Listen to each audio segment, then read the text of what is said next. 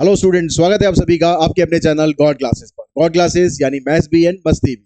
तो बच्चों, आज की जो क्लास है उसमें हम कंटिन्यू कर रहे हैं एक्सरसाइज 7.2 फ्रॉम एमएल भार्गव, जिसमें क्रैमर रूल के जो बेसिक क्वेश्चंस थे। अगर आपको इक्वेशंस ऐसी दी जिसमें 2 वेरिएबल्स होंगे या इक्वेशन ऐसी जिसमें 3 वेरिएबल्स होंगे, लास्ट वीडियो के अंदर हमने वो सॉल्व करना सीखा था कि क्रैमर रूल अप्लाई करके या डिटरमिनेंट मेथड अप्लाई करके किस तरीके से आप उनको सॉल्व कर सकते हैं। वो वीडियो अगर आपने देख लिया है, वेल एंड गुड। अगर नहीं देखा है तो उसका लिंक ऊपर आई बटन में दे रहा हूं, वहां पर जाके देख लो, समझ लो कि क्रैमर रूल आपको किस तरीके से अप्लाई करना है। क्योंकि क्रैमर रूल के क्वेश्चन अब हम करेंगे वर्ड प्रॉब्लम्स में, और एग्जाम के अंदर ज्यादातर वर्ड प्रॉब्लम्स ही आती है। ऐसा बहुत कम होता है कि आपको इक्वेशन दे दी जाएगी और बोलेगा क्रैमर रूल से इसको सॉल्व करो। ठीक है, जैसे हमने एक्सरसाइज 1 से लेकर 7.2 के क्वेश्चन 1 से लेकर 16 तक की। मोस्ट ऑफ द टाइम ऐसा होता है कि क्वेश्चन पेपर के अंदर आपको इक्वेशंस बनानी पड़ती है, आपको वर्ड प्रॉब्लम दी होती है, इक्वेशंस बनानी पड़ती है, उसके बाद फिर उसको सॉल्व करना होता है। तो हम यहाँ पर इक्वेशंस बनाना सीखेंगे वर्ड प्रॉब्लम्स के थ्रू। तो 17 क्वेश्चन से हम स्टार्ट करते हैं यहाँ पर। तो 17 क्वेश्चन में कहता है कि the perimeter of A triangle is 45 centimetre. एक ट्राइंगल का पेरीमीटर आपको दिया हुआ है 45 सेंटीमीटर। अब पेरीमीटर होता क्या है? पेरीमीटर होता है ट्राइंगल की तीनों साइड का सम, यानी तीनों साइड का सम आपको 45 दिया हुआ है। अभी तीनों साइड कौन कौन सी है? अभी तीनों साइड कौन कौन सी है? मान लो ये आपके पास एक ट्राइंगल है, ठीक है। अब आगे इसमें ट्राइंगल की जो साइड्स है उसमें शॉर्टेस्ट साइड है, लॉन्गेस्ट साइड है, इस तरह से आपको बता रहा है। तो मान लेते हैं कि जैसे ये लॉन्गेस्ट साइड है, इसको मान लेते हैं कि ये x सेंटीमीटर है। ये शॉर्टेस्ट मान लेते हैं, किसी को भी मान लो, मानने में कोई वो नहीं है। इसको y सेंटीमीटर मान लेते हैं, और जो थर्ड साइड है इसको मान लेते हैं हम z। तो अब पहली जो कंडीशन है उसके अकॉर्डिंग पेरीमीटर 45 है, यानी तीनों साइडों का सम 45 है। तो पहली इक्वेशन बनी x plus y plus z equals to 45। ये आ गया आपके पास फर्स्ट इक्वेशन। सेकंड इक्वेशन के लिए स्टेटमेंट पे जाओ, कहता है द लॉन्गेस्ट साइड मतलब x exceed the shortest side by 8 centimetre. जो लॉन्गेस्ट साइड है वो छोटी वाली साइड से 8 सेंटीमीटर ज्यादा है। दैट मीन्स x जो है, छोटी वाली साइड कौन सी है? सबसे छोटी साइड है y से ये वाली साइड जो है ना 8 ज्यादा है। तो इन दोनों को अगर इक्वल करना है तो इसमें 8 ऐड कर देते हैं ताकि दोनों आपस में इक्वल हो जाए। अब इसको आप इधर लेके जाओगे तो इक्वेशन क्या बनेगी? x minus y equals to 8। ये आ गया आपके पास second equation. And the sum of the length of the longest and the shortest side is twice the length of the other side. तो छोटी वाली साइड है और बड़ी वाली साइड है, उन दोनों की सम का ट्वाइस मतलब डबल। पहले वाली लॉन्गेस्ट साइड और शॉर्टेस्ट साइड, इन दोनों का डबल किसके बराबर है? Twice the length of the other side. Twice the length of the other side मतलब इन दोनों का सम इसके ट्वाइस के बराबर है। तो 2 इधर नहीं आएगा, 2 इधर नहीं आएगा, 2 इधर आएगा। ठीक है, यहां पर क्या कहता है? सम सम किसका लेना है? Sum of the length of the longest and shortest is twice the length of the other side. तो ट्वाइस आपको जो अदर साइड यानी z है उसके साथ आपको लगाना है। अब इस 2z को आप इधर लेकर आएंगे तो ये बनेगा x plus y minus 2z equals to 0। ये बन गया आपके पास थर्ड साइड। अब क्रैमर रूल से सॉल्व कर दो और एक्स वाई जेड की वैल्यू फाइंड कर लो। अब क्रैमर रूल से सॉल्व करने के लिए पहले आपको d निकालना पड़ेगा। d आएगा यहाँ से 1 1 1, इधर से आएगा 1 माइनस 1 और z नहीं है तो 0 हो जाएगा। इधर से हो जाएगा 1 1 माइनस 2। डिटरमिनेंट सॉल्व करते हैं, सेकंड वाली रो से सॉल्व कर लेते हैं। तो ये वाली जब टर्म लेंगे तो माइनस का साइन आएगा, इसको छोड़ देंगे, इसको छोड़ देंगे, -2 और -1 -3 हो गया। फिर ये बीच में -1 ऑलरेडी है ही, इसको छोड़ेंगे, यहाँ पर -2 और -1 फिर से -3 आ गया। तो +3 यहाँ से, +3 यहाँ से आ जाएगा 6। नॉट इक्वल टू 0 आ रहा है मतलब सॉल्व होगा। अब सॉल्व करने के लिए आपको d1 निकालना पड़ेगा। d1 में जो राइट हैंड साइड में कांस्टेंट है क्या है? 45 है। यहाँ पर 8 है, यहाँ पर 0 है। तो यहाँ 45 रख दो, यहाँ 8 रख दो, यहाँ 0 रख दो। अब इसको सॉल्व करते हैं, तो वैसे ही सॉल्व करो। यहाँ पर ये -8 आ जाएगा, इधर -3, इधर से ये -1, इसको और इसको छोड़ देंगे तो आ जाएगा -90 और इधर से आ जाएगा 0। तो +90 और +24, तो 90 और 20 110 और 4 करेंगे 114। D2 निकालने के लिए आप पहला जो कॉलम है उसको ऐसे रखेंगे 1 1 1, उसके बाद आ गया 45 8 0 और 1 0 -2। इस 1 से सॉल्व किया हमने, -1 आएगा यहाँ पर, इसको और इसको छोड़ देंगे, -90।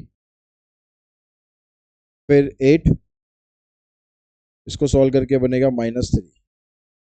तो +90 और -24, तो कितना हो जाएगा, 10 - 4 6 और 8 - 2 6, क्या आ जाएगा आपके पास 66। उसके बाद जो नेक्स्ट है, उसके बाद D3 निकालते हैं। तो D3 के लिए आपके पास जो पहला कॉलम है ऐसे रखना है 1 1 1, दूसरा कॉलम रखना है 1 -1 1, तीसरा कॉलम रखना है 45 8 एंड 0। इसको सॉल्व करो। इसमें आप थर्ड कॉलम ले लो, क्योंकि यहाँ पर एक जीरो, थर्ड रो ले लो, तो ये जीरो आ रहा है यहाँ पर, ये आ गया 1। इसको और इसको छोड़ेंगे, यहाँ से आ जाएगा 8 और यहाँ से आ जाएगा +45, 53 हो गया। फिर ये वाला साइन चेंज होके लिखेंगे -1, इसको और इसको छोड़ देंगे, 8 और -45, तो 15 में से 8 गए 7 और यहाँ बचा 3, तो यहाँ पर आ गया आपके पास 53 + 37, 7 और 3 10, 5 3 8 और 1 9।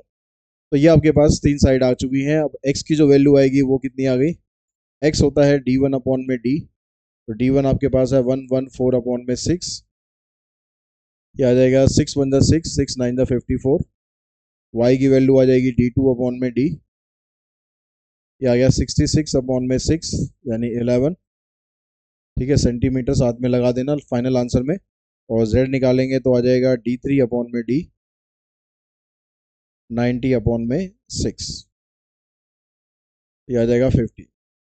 तो इसके 3 साइड आ जाएंगे, एक 19, एक 11 और एक 15 centimetre.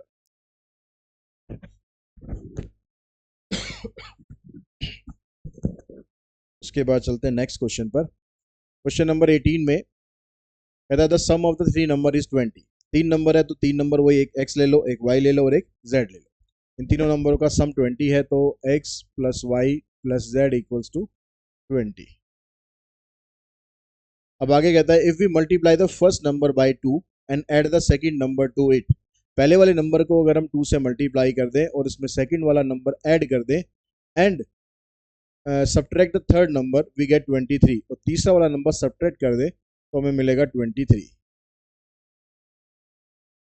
Bye adding second and third number to the 3 times the first number we get 46। यानी पहले वाले नंबर के 3 टाइम्स में अगर हम दूसरा वाला नंबर और तीसरा वाला नंबर ऐड कर देते हैं तो हमें मिलेगा 46। ये बन गया हमारे पास थर्ड इक्वेशन। तो सेम तरीका सॉल्व कर दो इसे। पहले डी निकालते हैं, 1 1 1 2 1 -1 3 1 1। तो डी आ गया आपके पास, फर्स्ट रो को यूज कर रहे हैं हम, इसको इसको छोड़ेंगे, 1 + 1 2 आ गया, फिर माइनस का साइन, इसको और इसको छोड़ेंगे, +2 + 3 यानी 5 हो गया, फिर 1, यहाँ से 2 - 3 यानी -1, तो इधर से आ गया 2, इधर से आ गया -6 यानी आ गया -4। वही नॉट इक्वल टू 0 आ रहा है, तो यानी सॉल्व हो सकता है। उसके लिए D1 निकालते हैं। तो 20 23 और 46, 20 23 एंड 46 यहाँ पर रख दो, 1 1 1 1 -1 1। 20 से सॉल्व करेंगे तो 2 आएगा, फिर -1, इसको और इसको सॉल्व करेंगे, 23 + 46, तो दोनों को ऐड करोगे तो 6 और 3 9, 4 और 2 6। उसके बाद फिर लास्ट में 1 है, अब इसको छोड़ देंगे, इसको छोड़ देंगे, तो 23 - 46 यानी -23। तो यहाँ पर आ गया 40, इधर आ गया -69 -23, 9 और 3 12, 6 2 8 और 1 9, तो आ जाएगा -52। उसके बाद फिर आ जाता है D2 का नंबर। तो D2 के लिए क्या करना है, पहला कॉलम सेम, दूसरे कॉलम में 20 23 एंड 46, फिर 1 -1 1। 1 से सॉल्व करते हैं इसको, 23 + 46 69 आ जाएगा, फिर -20, इसमें आ जाएगा 5, फिर 1, यहाँ पर आएगा 46 2 जाएगा, कितना हो गया, 2 6 जा 12, 2 4 जा 8 92 हो गया, और 23 3 जा 69 हो गया, माइनस करेंगे, 23 बचा, तो 69 और यहाँ पर हो गया 100 + 23, तो ये आ जाएगा -8। D2 आ गया, उसके बाद D3 निकालते हैं। पहला कॉलम सेम रखते हैं 1 2 3, दूसरा कॉलम भी सेम, तीसरे कॉलम में 20, 23 एंड 46। 46 माइनस 23, 23 आ जाएगा, फिर -1, इसको इसको छोड़ेंगे, 46 टू जा और 23 3 जा, तो यही आएगा आपके पास, 23 बचेगा। लास्ट में 20 के साथ बचेगा -1, तो ये 23 और -23 कैंसिल हो जाएगा, बचेगा -20। D3 भी आ गया। अब उसके बाद हमें क्या करना है, x निकालना है, y निकालना है और z निकालना है, तो वो तो आप आराम से आप निकाल ही सकते हो, D1 अपॉन में D। D1 है हमारे पास -52 और D है -4, यह आ जाएगा 13। सेकेंड नंबर है -8 अपॉन -4 यानी 2 आ गया। तीसरा नंबर आ गया -20 अपॉन -4 यानी ये 5 आ गया। 13 2 और 5, अगर चेक करना है आपको आपका आंसर कि आपका आंसर ठीक है या गलत है, तो उसके लिए किसी भी इक्वेशन में डाल के देख लो। आपकी इक्वेशन अगर सेटिस्फाई कर जाए इनको डालने से, मतलब आंसर आपका ठीक है। और अगर ज़्यादा नंबर में आता है, 4 में 5 नंबर में आता है, तो चेक कर लेना बेटर रहता है। कहीं अगर गलती की गुंजाइश होगी तो उसको हम ठीक कर सकते हैं, काम को अपने 4 5 नंबर पे वेस्ट नहीं करना। तो उसके बाद नेक्स्ट पे चलते हैं हम, क्वेश्चन नंबर 19 पे।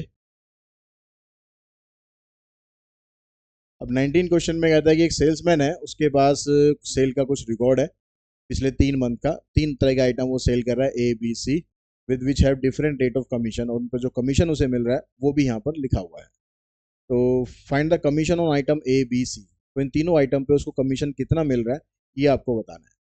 तो हमने मान लिया भाई कमीशन वही X मिलेगा, दूसरे आइटम पे Y मिलेगा, तीसरे आइटम पे Z मिलेगा। तो यहाँ से इक्वेशन बनाएंगे, तो ये 90X 100Y 20 इक्वल्स टू में 800, ये जनवरी का कमीशन हो गया। ऐसे फरवरी का कमीशन आ गया और ऐसे मार्च का कमीशन आ गया।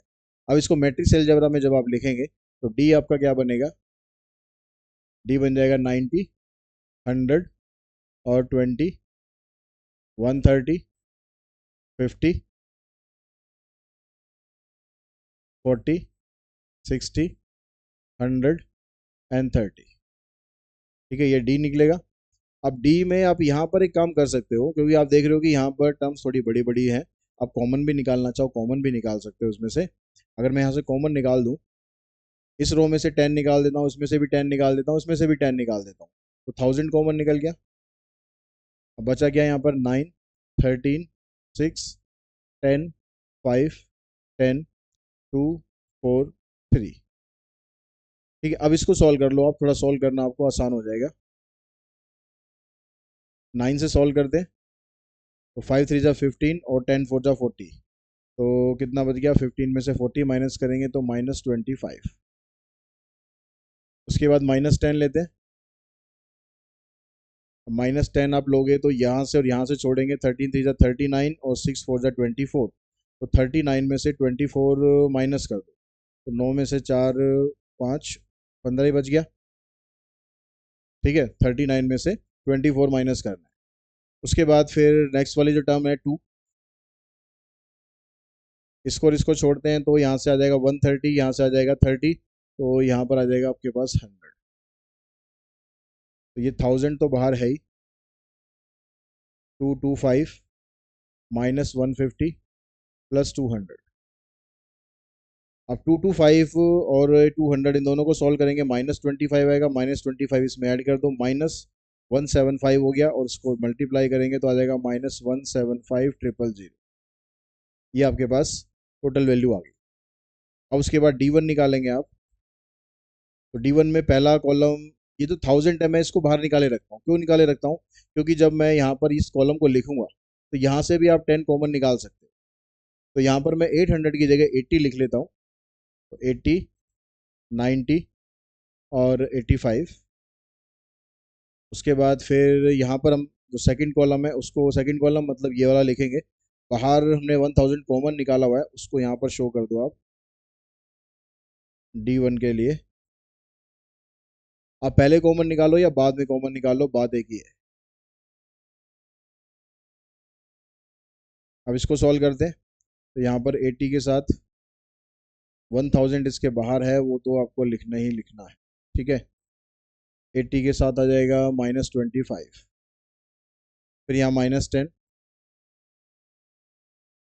अब इसको सॉल्व करते हैं, -10 के साथ इसको इसको छोड़ेंगे, 270, 9 3 27 यानी 270, और यहाँ से आ जाएगा 4 पंजे 20, 4 8 32, 32 और 2 34, तो ये आ जाएगा -70। फिर यहाँ से करते हैं 2, इसको इसको छोड़ेंगे, 900 माइनस 25, 5 8 40 और 2 42, 475।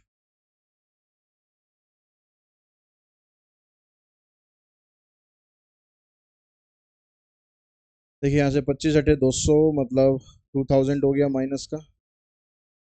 इधर से आ जाएगा +700, और इधर से आ जाएगा +2 5 ज़ा 10, 2 7 ज़ा 14, +1 15, 2 4 ज़ा 8 और 1 9।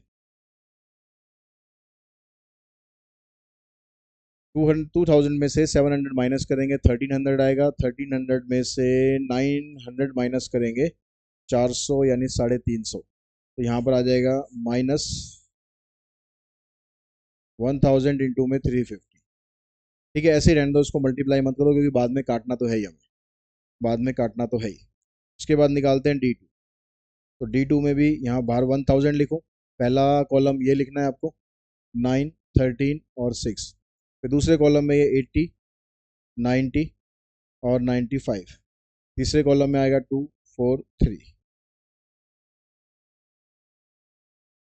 इधर से 93 ज़ा 27 और 95 90 नहीं 85 सॉरी, तो 93 ज़ा 270, और 4 से इसको मल्टीप्लाई करेंगे, आ जाएगा यानी -70 आ जाएगा। तो यहाँ पर 9 के साथ आ जाएगा -70, -80, इसके साथ वैल्यू आएगी 15 आई थी वहाँ पर सेकंड वाली, यहाँ पर 15 आ जाएगी, और 2 के साथ आ जाएगा, इसको इसको छोड़ेंगे, 13 से इसको मल्टीप्लाई करो, 13 5 ज़ा 65, 104 और 6 110, और 9 6 54, ये आ जाएगा 565।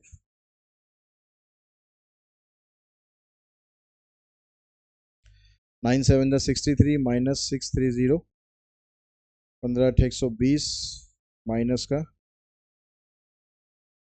1200, प्लस 2 पंजे 10, 2 6 12 13, 2 पंजे 10 और 1 11, ये हो गया। अब यहाँ से देखो 1200 में से 1130 माइनस करोगे तो -70 आएगा, -70 इसमें करोगे तो -700 आ गया, यानी आ जाएगा 1000 इंटू में 700 और नेगेटिव साइन साथ। उसके बाद निकालो D3, फिर से वैसे ही करो, 1000 बाहर ही रखो, पहले कॉलम में 9 13 6, दूसरे कॉलम में 10 5 10, तीसरे कॉलम में आ जाएगा 80 90 एंड 85।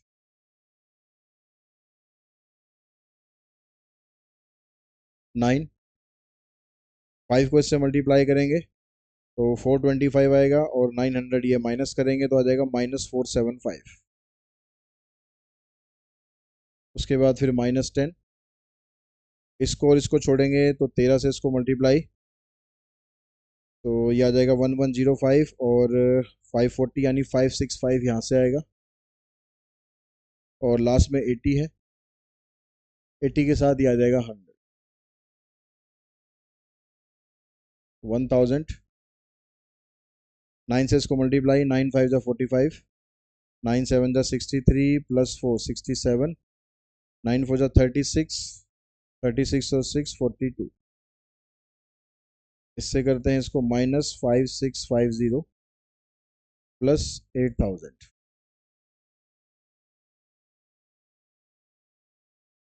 ये माइनस वाली दोनों टर्म को ऐड कर लो, 5 7 और 5 12, 6 2 8 और 1 9, 5 4 9, प्लस 8000। 1000 इंटू -1125, 19 1925, और यहाँ लग जाएगा माइनस का साइन। ठीक है, ये आपके पास आ गया D1 D2 D3। अब आपको वैल्यू निकालनी है XYZ की, यानी कमीशन निकालना है। तो x की वैल्यू आ जाएगी D1, D1 आ गया ये, D2 आ गया ये, तो देखो ये भी माइनस है ये भी माइनस है, कैंसिल हो जाएगा। 1000 इसमें भी है, 1000 इसमें भी आएगा, वो भी कैंसिल कर दो। तो 350 अपॉन में 175, 350 अपॉन में 175, ये आ जाएगा 2। फिर y की वैल्यू आ जाएगी, ऐसे यहाँ पर करेंगे -1000, दोनों तरफ से कॉमन निकालो, 700 अपॉन में 175, ये आ जाएगा 4। फिर z निकालो ऐसे ही, 1925 अपॉन में 175, ये कितने पे जाएगा, 7, 5 से पहले काट लेते हैं, 5 से 15, 5 पंजे 25, 5 से 15, 5 अट्ठे 40, 5 पंजे 25, 35 एकम 35, 35 एकम 35, ये आ जाएगा 11। तो x की वैल्यू आएगी 2, y की वैल्यू आएगी 4 और z की वैल्यू आएगी 11। तो इस पर कमीशन 2 रुपये का है, इस पर 4 रुपये का कमीशन है, इस पर 11 रुपये का कमीशन है। यूनिट और लिख देना जरूर, यहाँ पर रुपीज़, यहाँ भी रुपीज़ और यहाँ भी रुपीज़। ठीक है, उसके बाद चलते हैं नेक्स्ट क्वेश्चन पर। नेक्स्ट क्वेश्चन पे आते हैं। नेक्स्ट क्वेश्चन में कहता है form produces 3 product P1 P2 P3 processed on 3 machine M1 M2 M3। 3 machine है हमारे पास, उस पर 3 तरह का प्रोडक्ट हम प्रोड्यूस कर रहे हैं। Machine M1 can process 25 unit, 50 unit, 75 unit per hour, 1 घंटे में ये इतना प्रोडक्शन करते हैं। ठीक है, अब सेम ऐसी मशीन M2 का दे रखा है, फिर मशीन M3 का आपको दे रखा है, और उसके बाद कहता है the processing hours available on the machine M1 M2 M3 are 12 12 and 13। जो प्रोसेसिंग आ रहे हैं तीनों मशीन के, वो 12 12 और 13 आवर्स के लिए वो अवेलेबल है।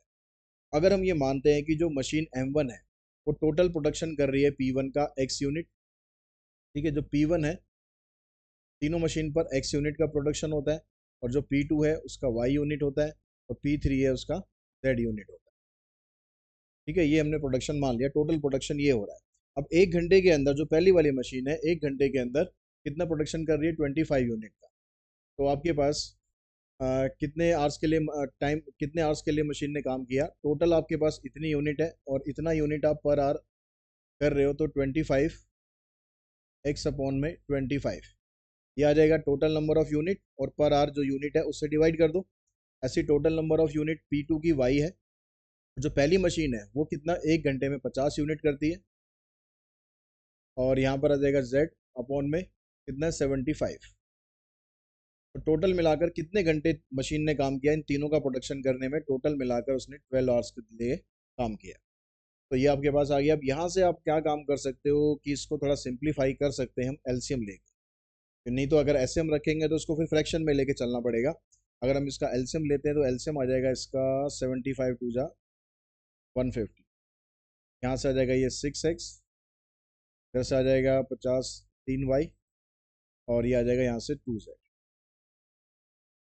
इसको इधर ले जाके मल्टीप्लाई करो तो ये बनेगा आपके पास 6x 3y 2z, और 12 5 जा, इसको मैं अभी ऐसे कैसे लिख रहा हूँ, मल्टीप्लाई नहीं कर रहा अभी, इसको ऐसे कैसे लिख दे, बाद में जरूरत पड़ेगी तब देखें। ये आपके पास इक्वेशन आ गई फर्स्ट। फिर सेम जब सेकंड वाली इक्वेशन आप बनाओगे तो यहाँ पर है 50, तो तीनों मशीन पर 50 50 का प्रोडक्शन हो रहा है, तो ये आ जाएगा x upon 50, y upon 50, z upon 50, और ये भी आपके पास 12 है। तो यहाँ पर तो एलसीएम 50 आएगा, 50 को मैं इधर ले जाता हूँ, x plus y plus z equals to आ जाएगा 12 इंटू में 50। अब एक काम हम यहाँ पर करेंगे कि जो यह राइट हैंड साइड है ना, इसमें ये 150 तीनों में कॉमन रखेंगे ताकि हमें आगे डिटरमिनेंट सॉल्व करने में आसानी रहे। तो इसको अगर 150 बनाना है तो मैं 3 से मल्टीप्लाई कर देता हूँ पूरी इक्वेशन को, तो ये हो जाएगा 3x 3y 3z, आ जाएगा 12 इंटू में 150। ठीक है, ये 150 वाला पोर्शन सेम रखो ताकि डिटरमिनेंट जब आगे सॉल्व करेंगे तो आसानी रहे आप।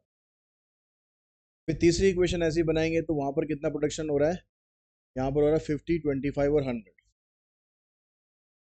तो 50 25 और 100।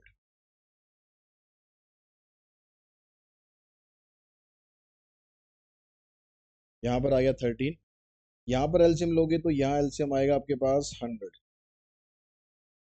तो यहाँ पर आ गया 2x, इधर आ गया 4y, इधर आ गया z, इधर से आ गया आपके पास 13 इंटू में 100। अब यहाँ पर देखो ये 100 आ रहा है, तो मतलब इसको यहाँ मल्टीप्लाई करेंगे ना, मल्टीप्लाई करने के बाद 100 आएगा अगले स्टेप में, तो इक्वेशन बनेगी ऐसे 2x 4y z equals to 13 into में 100। तो यहाँ पर अभी तीनों में ये वाला पोर्शन सेम अगर आ जाता तो हमारा डिटर्मिनेंट हम इजीली सॉल्व कर सकते हैं। तो इसमें थोड़ा सा मॉडिफिकेशन और कर लो, यहाँ पर टाइम लगा दो ताकि डिटरमिनेंट आगे आसानी से हो जाए। तो यहाँ पर मैं इन तीनों को 300 कर देता हूँ। इसको 300 करने के लिए इसको 2 से मल्टीप्लाई कर देते हैं। तो ये इक्वेशन क्या बनेगी, आपके पास पूरी इक्वेशन को करना है। 2 6 ज़ा 12, 2 3 ज़ा 6, 2 2 ज़ा 4, यहाँ पर आ गया 12 इंटू में 300। ठीक है, ये पहली इक्वेशन लो आओ, इसको रहने दो। ऐसी सेकंड इक्वेशन है, इसमें भी 2 से करेंगे तो हो जाएगा 6x 6y 6z 12 इंटू 300। यहाँ पर 3 से करेंगे, 3 2 ज़ा 6, 3 4 ज़ा 12, 3 1 ज़ा 3, आ जाएगा 13 इंटू में 300। अब इसका देखो बेनिफिट, यहाँ पर हमने टाइम लगाया बेशक, लेकिन इसका आगे बेनिफिट आपको मिलेगा जब आप D1 D2 D3 निकालोगे।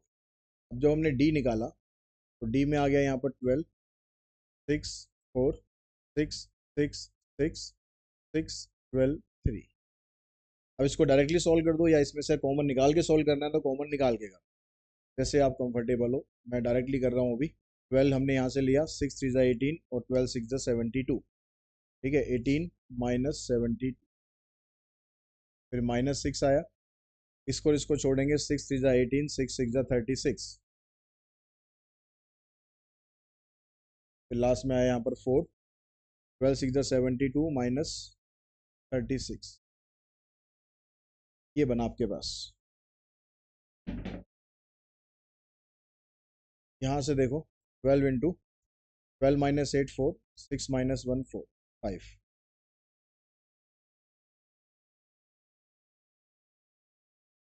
माइनस का साइन, यहाँ पर आ जाएगा -6 -18 4 36, 12 4 ज़ा 48, 12 5 ज़ा 60 प्लस 4 64 आ गया, जैसे 108 आ गया, 4 6 ज़ा 24, 4 3 ज़ा 12 और 2 14,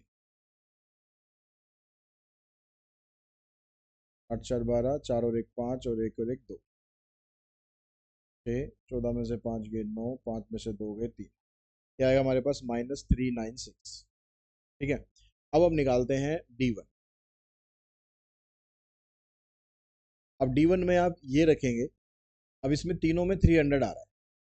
ठीक है, तो 300 जो आ रहा है, इस 300 को आप सीधा कॉमन निकाल दो बाहर। 300 को यहाँ पर कॉमन निकाल के फिर आप यहाँ पर रखो 12 12 और 12 13। तो इससे क्या होगा, आपका यहाँ पर डिटरमिनेंट थोड़ा छोटा हो जाएगा। अगर आप यहाँ पर ऐसे ही वैल्यू लेके चलते, ये अलग थी ये अलग थी ये अलग थी, थोड़ा सा बड़ा हो जाता है उस और कुछ। बाकी जैसे भी फिर भी आप कंफर्टेबल हैं डायरेक्टली पुट करने से डायरेक्टली कर लो।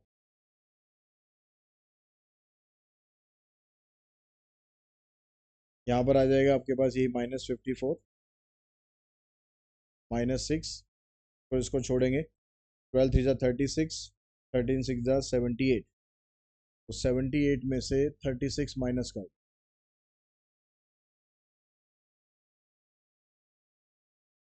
तो छोड़ा हमने 36 माइनस 78, तो माइनस में आएगा, फिर +4, और इसको छोड़ेंगे, 12 12 144 और 13 6 ज़ा 78, 144 में से 78 माइनस कर दो, क्या आ जाएगा 66। और ये जो 300 है ये इसके बाहर मल्टीप्लाई में आएगा ही आएगा। तो यहाँ से इसको सॉल्व करेंगे, देखो 12 4 ज़ा 48, 12 5 ज़ा 60 +4 -648, ये माइनस माइनस प्लस, 6 दूनी 12, 24 और 1 25, प्लस 4 6 24, 24 और 2 6, इंटू में 300। इसको सॉल्व करो,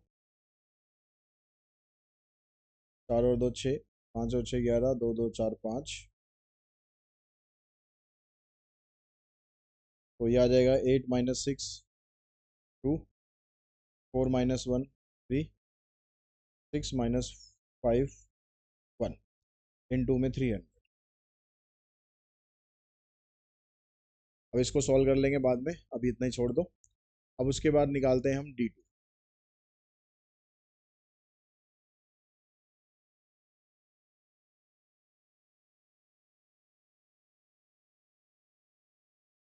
के बाद निकालते हैं डी। अब D2 में जो पहला कॉलम है 12 6 6, इसको ऐसे रखना है। दूसरे कॉलम में ये रखना है 12 12 13, लेकिन बाहर इसके 300 मल्टीप्लाई कर देना है।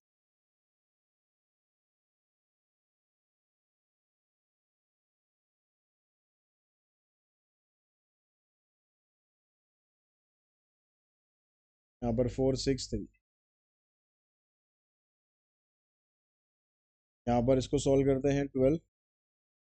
देखो 12 3 36 और 13 6 78, तो 36 में 78 माइनस करेंगे। यहाँ रहा था हमारे पास 8 से 6 2, 7 में से 3 4, -42। के बाद फिर -12, यहाँ पर आया था हमारे पास सेकंड वाली टर्म में -18, फिर +4, जैसे आएगा 13 6 78 और यहाँ से 72, 78 माइनस 72 यानी 6, 12 दूनी 24, 12 चौक 48 और 2 50, 8 96, 12 और 9 21, 4 6 24। यहाँ से बनेगा ये 24, इसके अंदर ऐड करेंगे तो 240 हो गया। 240 इसमें से माइनस करेंगे 4, ठीक है, 10 में से 4 6 और 4 में से 2 2, ये बना आपके पास। के बाद फिर हम करते हैं D3। फिर यहाँ पर 300 बाहर रखो, और पहला कॉलम 12 6 6 है, सेकंड कॉलम 6 6 12 है, तीसरा कॉलम में यही आपको रखना है 12 12 13, और 300 बाहर करना है, ऑलरेडी कर ही दिया है।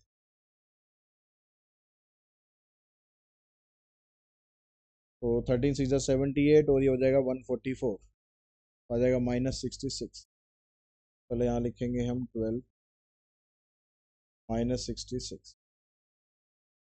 फिर -6, इसको और इसको छोड़ते हैं। 13 6 78, 12 6 72, 6 बचेगा, और प्लस में 12, लास्ट वाली टर्म थी 36, 72 और 7 70, 80,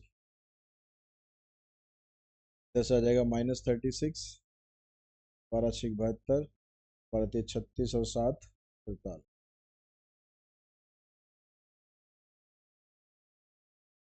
6 और 2 8, 9 में से 9 और 3 12, 7 और 1 8,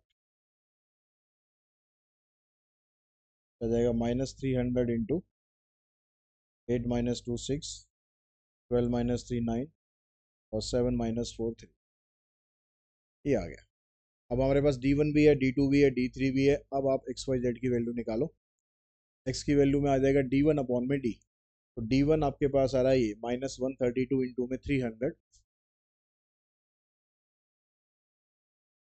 डिवाइडेड बाय D, कितना आ रहा था हमारे पास, D आ रहा था -396, माइनस कैंसिल, ये इससे 3 पर कैंसिल, 3 से ही कैंसिल, 100 आ गया। ठीक है, X की वैल्यू आ गई 100, नहीं 100 यूनिट का प्रोडक्शन होता है प्रोडक्ट P1 का। Y की वैल्यू के लिए D2 ये है हमारे पास -300 इंटू 264 डिवाइडेड बाई 396, ये कैंसिल, फिर ये चला जाएगा कितने पर, चलो 3 132, 132 2 पे करेंगे तो ये, 3 पे करेंगे तो ये आ जाएगा आपके पास 200। ये Y बन गया।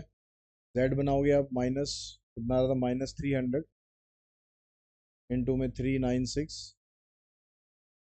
ये 396 माइनस में ये पूरा कैंसिल हो जाएगा, माइनस भी कैंसिल, ये आ गया 300। तो पहला प्रोडक्ट है वो 100 यूनिट का प्रोडक्शन हो रहा है, दूसरे का 200 का हो रहा है, और तीसरे का 300 का प्रोडक्शन। उसके बाद इसका क्वेश्चन नंबर 1 रह गया हमारे पास 20।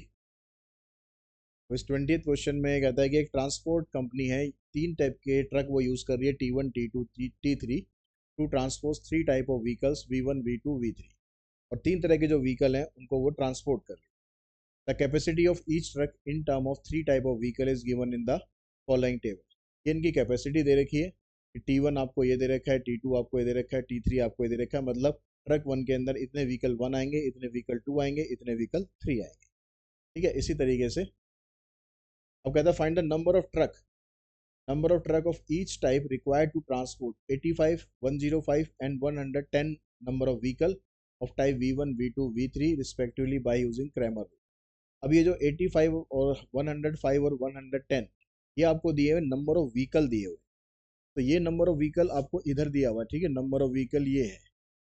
तो इस नंबर ऑफ व्हीकल की जो टोटल है वो आपको ये 85 है, ये आपको 105 है और यहाँ पर ये 110 है, ठीक है। अब यहाँ से आपसे पूछ रहा है कि जो नंबर ऑफ ट्रक है, find the number of truck. तो नंबर ऑफ ट्रक हम मान लेते हैं T1 X है, T2 Y है और T3 Z है। तो जो T1 है उसके अंदर हम व्हीकल ये वाला व्हीकल हम उसके अंदर ट्रांसपोर्ट कर रहे हैं।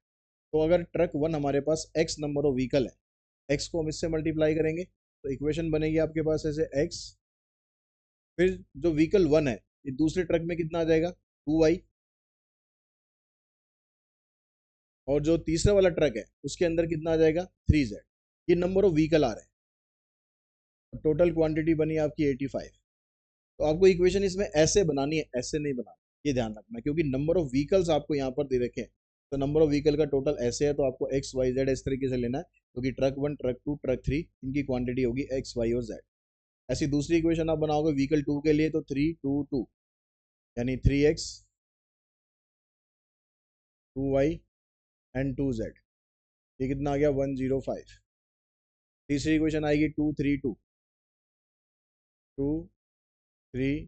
2 और नंबर ऑफ व्हीकल है उसका 110। तो ये तीन इक्वेशन है, इसको आपको सॉल्व करके नंबर ऑफ ट्रक फाइंड करना है। तो हम यहाँ से पहले डी निकालते हैं।